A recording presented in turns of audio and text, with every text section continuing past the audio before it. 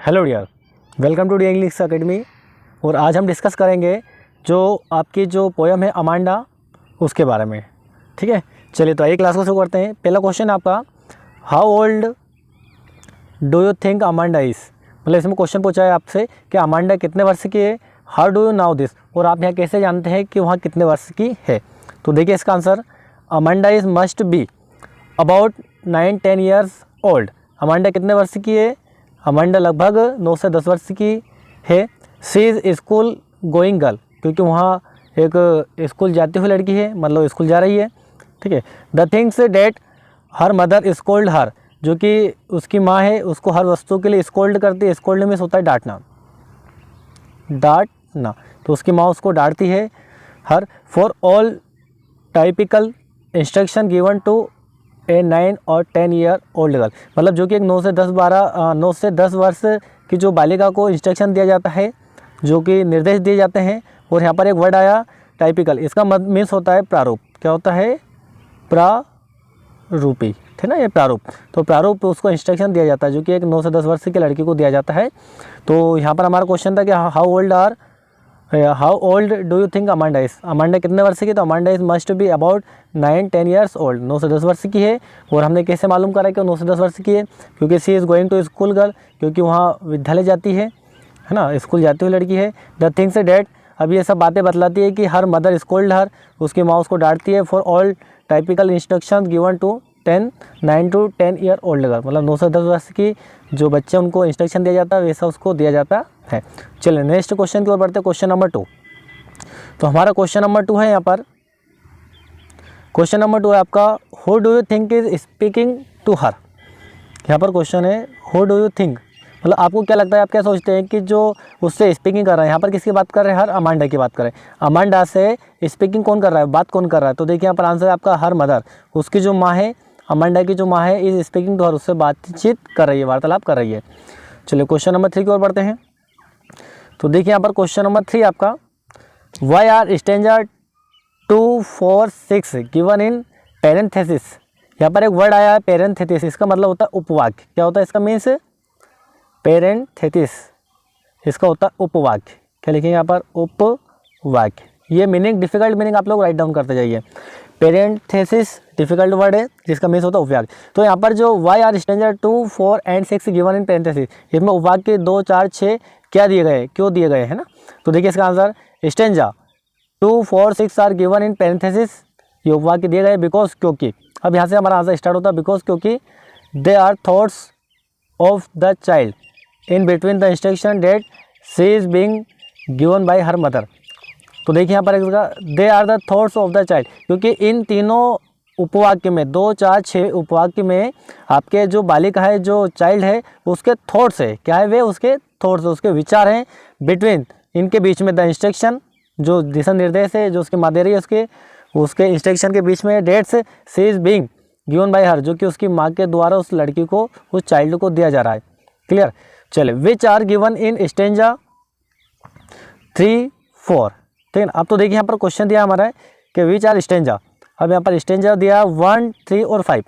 1 और 3 और 5 के बारे में किसकी चर्चा की गई है, तो 1 और 3 स्टेंजा जो पंक्ति आपकी 1, 3 और 5 में, the scolding by the mother and the child thoughts are placed in alternate stanza by the poet. अब देखिए इसमें जो 1, 3, 5 में क्या बतलाया गया है कि जो उसकी माँ है उसको स्कोल्डिंग कर रही है। स्कोल्डिंग, वही स्कोल्डिंग में डांटना होता है। तो उसकी माँ जो अमांडा की, उसकी माँ उसको डांट रही है 1, 3 और 5 पंक्ति में। द चाइल्ड थॉट्स, जिसमें जो चाइल्ड के जो विचार है, are placed in alternate stanza, alternate stanza में बतलाए गए हैं। किस किस में, 3, 2, 4 और 6 में। ठीक है, बाय द पोएट, कवि के द्वारा। चलिए यहाँ पर हमारा आंसर, क्वेश्चन दोनों कंप्लीट होते हैं। क्वेश्चन नंबर 4 है आपका, देख लेते हैं। क्वेश्चन नंबर 4 देखिए यहाँ पर, क्वेश्चन नंबर 4 है कि who is the speaker in stanza. भैया इसका स्पीकर कौन है, इस स्टेंजा का, इस पंक्ति का या इस उपवाक्य का। कौन से उपवाक्य का, 2, 4 और 6। तो देखिए पहले इसका आंसर देख लेते हैं अपन।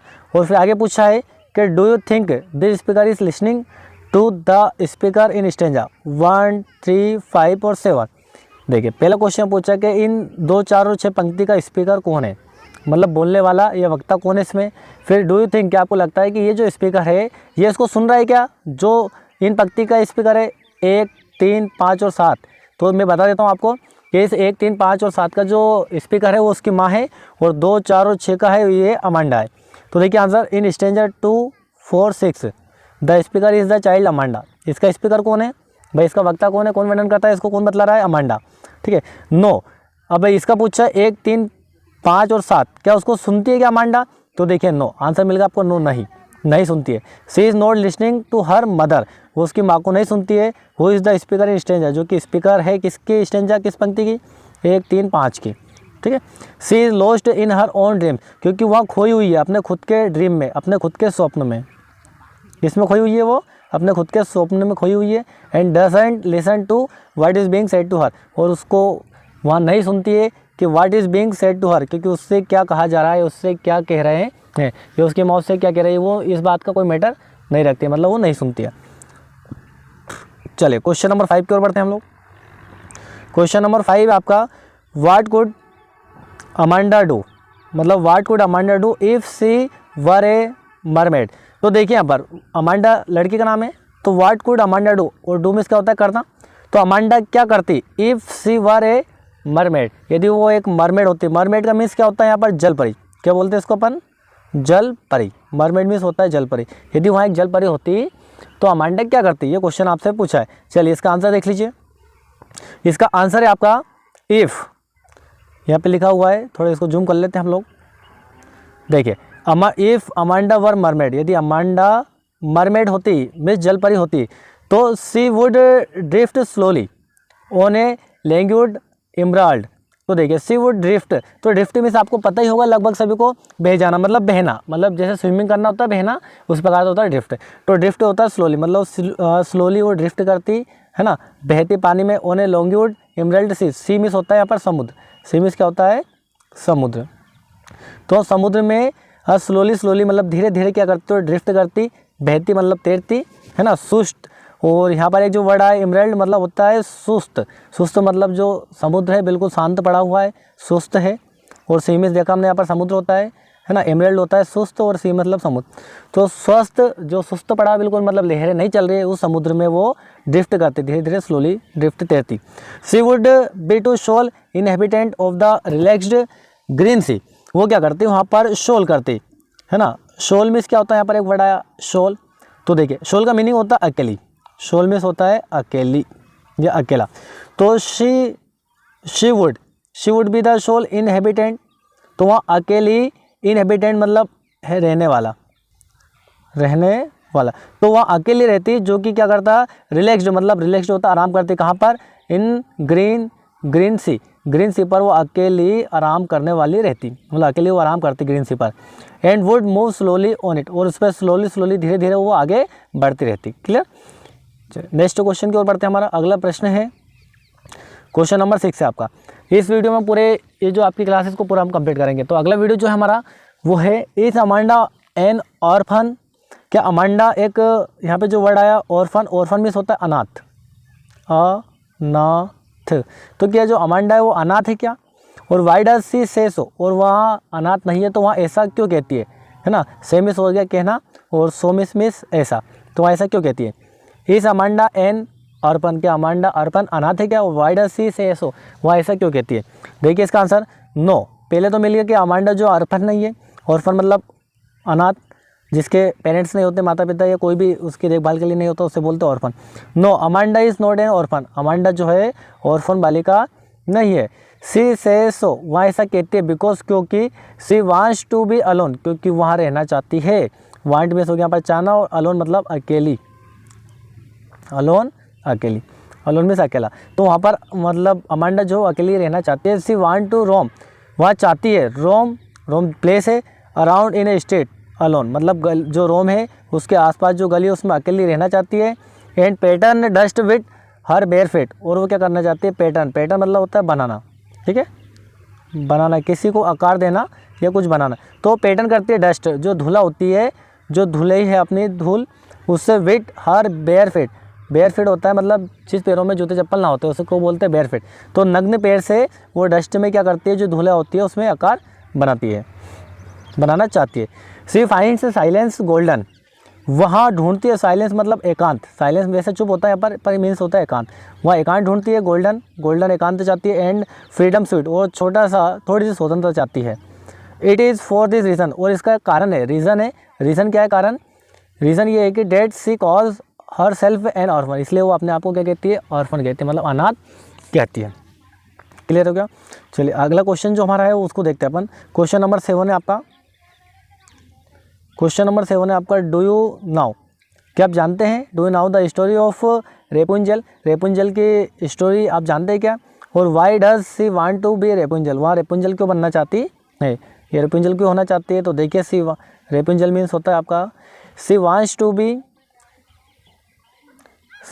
बी रेपुंजल, वहाँ रेपुंजल चाहती है, वांट में तो चाहता, ये चाहना, बिकॉज क्योंकि सी वांट वहाँ चाहती है, टू बी लिव अलोन, अभी देखा हमने वहाँ अकेली रहना चाहती है, alone means Rapunzel lived alone in a tall tower, Rapunzel उनसे कहते हैं जो कि पहाड़ी पर या फिर अलग टावर पर, जो लंबे ऊंचे टावर होते हैं वहाँ पर अकेले रहते हैं, तो अकेली रहना चाहती थी।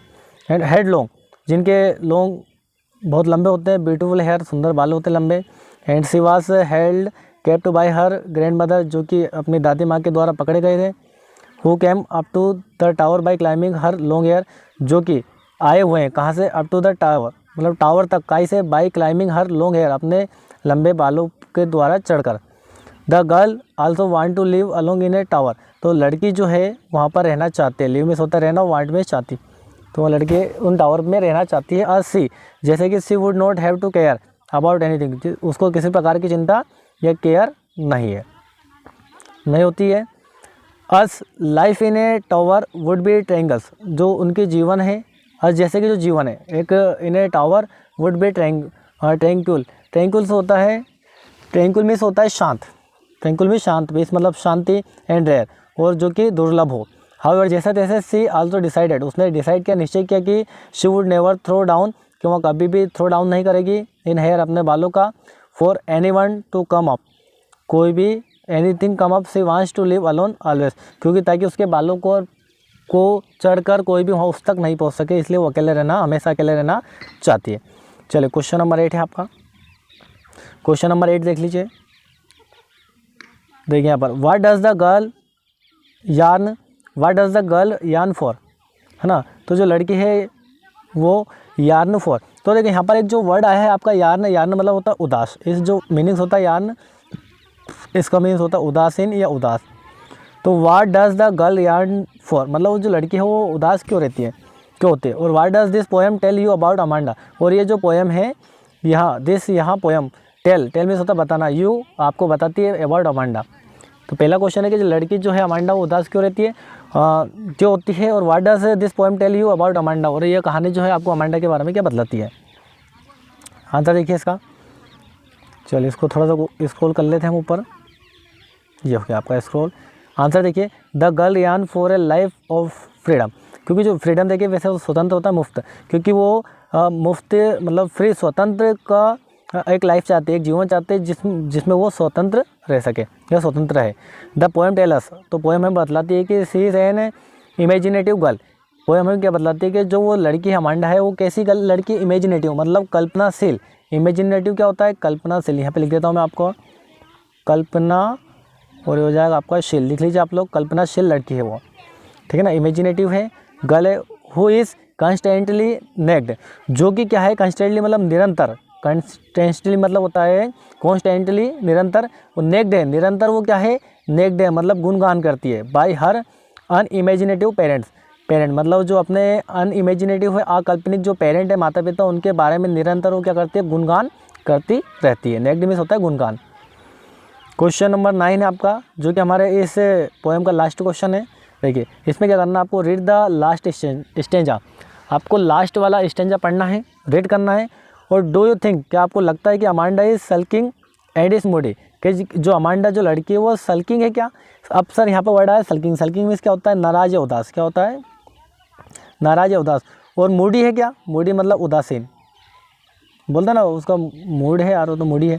तो क्या अमांडा सल्किंग मतलब उदासी है, नाराज लड़की है, आपको लगता है क्या। देखिए नो, नहीं, अमांडा जो है उदासीन है, सल्किंग गर्ल या मूडी गर्ल नहीं है, नो नहीं है। Amanda is neither sulking, Amanda ना तो सल्किंग है, ठीक है, और सल्किंग मीन्स क्या होता है, नाराज, और ना ही उदासीन है। नॉट सी इज मूडी, ना ही उदासीन है। Clear, she is simply longs for her freedom, वो एक सिंपली मतलब एक साधारण लॉन्ग्स फॉर हर फ्रीडम, वो अपने स्वतंत्रता के लिए बिल्कुल सिंपली तरीके से स्वतंत्र रहना चाहती है, स्वतंत्रता चाहती है। She wants to go out, वो आप बाहर चाहती है। एंड प्ले, और खेलना चाहती है। वेयर सी लाइक, जहाँ उसका मन करे, जहाँ भी वो जाना चाहे, जो भी उसको पसंद है वहाँ जाना चाहती है और वहाँ पर प्ले करना चाहती है। तो मतलब वो एक स्वतंत्रता चाहती है, थोड़ी सी स्वतंत्रता चाहती है। तो ये थी हमारी पोएम आज की अमांडा के बारे में। आई होप आपको क्वेश्चन और आंसर पूरी अच्छी तरीके से समझ में आया होगा। चलिए, क्लास आपको अच्छी लग रही है तो प्लीज़ सब्सक्राइब करें, चैनल को लाइक करो, अपने दोस्तों के साथ शेयर जरूर करें। जय हिंद, जय माँ भारती।